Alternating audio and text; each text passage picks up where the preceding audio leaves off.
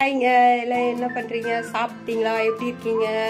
என்ன பாருங்க, ஆளும் மண்டையும் கொண்டையும் எப்படி இருக்கோம் பார்த்தீங்களா? இன்னைக்கு ஒரே வேலைங்க, எல்லாம் ப்ரீ ப்ளீட் வேலை தாங்க. நாளைக்கு மேக்கப் இருக்குது, அதுக்காக ப்ரீ ப்ளீட்க்கு சாரீ கொடுத்துருந்தாங்க. வாங்க சாரியை பார்ப்போம். பாருங்க, 2 சாரீ ரெடிங்க. ஒன்று ப்ரீ ப்ளீட் போயிட்டுருக்கு, இன்னும் 2 சாரீ இருக்குது. இதெல்லாம் முடிச்சுட்டு நம்ம எடுத்துகிட்டு போய் கொடுக்கணுங்க. கொடுத்துட்டோன்னா நாளைக்கு மேக்கப் டைம் போனால் போதும்.